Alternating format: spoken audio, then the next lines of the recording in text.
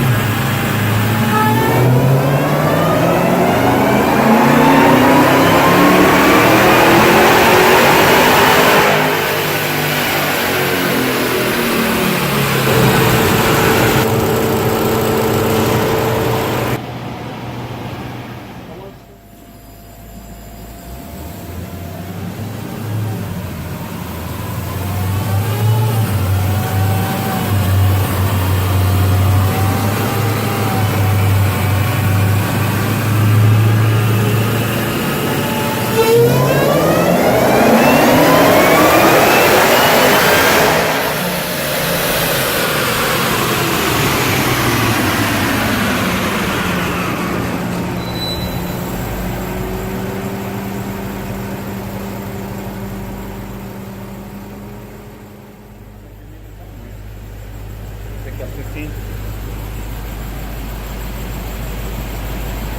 The blue one's the latest? Yep.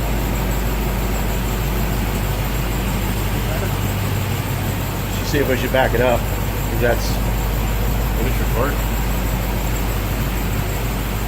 That's aftermarket to aftermarket. And the first one was a fairly cool run, so I mean, you know, you're going to make more power with it. Backup run with the JLT.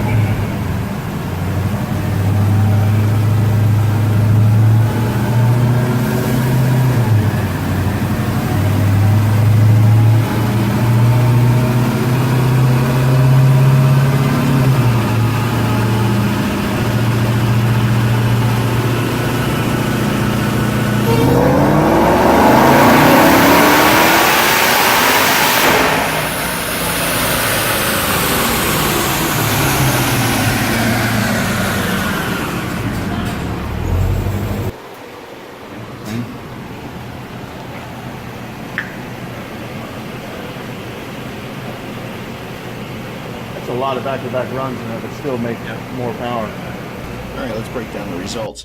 This was a 2018 Jeep TrackHawk, upper lower pulley combo injectors, all work done at Dyno Performance in Chesapeake, Virginia, tuned by Brent Hughes. Dyno was an all-wheel drive dyno jet with linked rollers, meaning the links the front and the rear just like it would on the street. Gives you more accurate dyno numbers that you're actually putting to the ground. And done at DIA Performance in Virginia Beach. Customer came in, and he's a local customer. We've done some work for him before. He had went ahead and purchased a competitor's aftermarket intake because we didn't have one yet. So it was a good opportunity for us to throw ours on after he got done dynoing. So his first two runs, his truck made 724 horse, 730 horse. We had a 30-minute cool down for installation and cooling that blower off. It's hard to get consecutive runs and keep temperatures cool on blower cars, but we did all of this within about 45 minutes, so nothing real crazy as far as cool down goes. First JLT run, pretty impressive. First thing we noticed was the peak numbers, you know, with a best of 230 going towards a best of 245.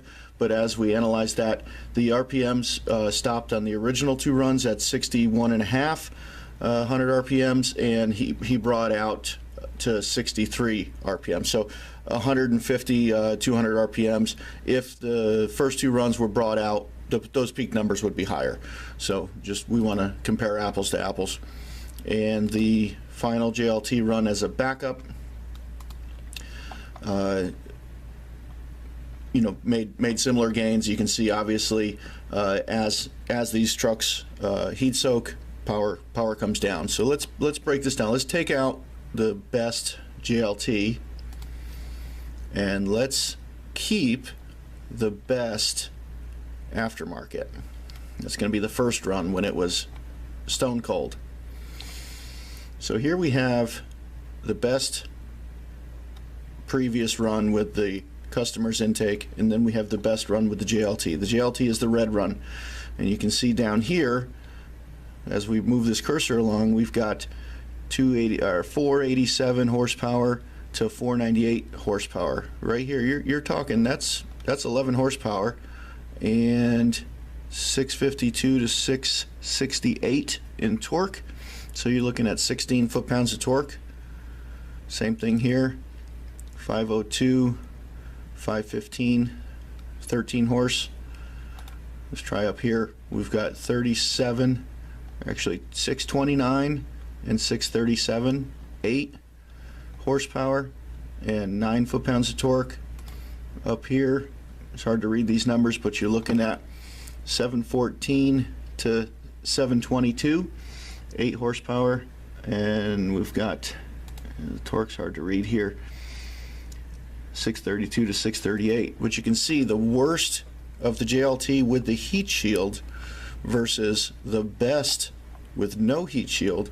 You can see that the heat shield is worth it. It's definitely keeping that power robbing heat away from that filter, as you could also see by the temperature gun in the video.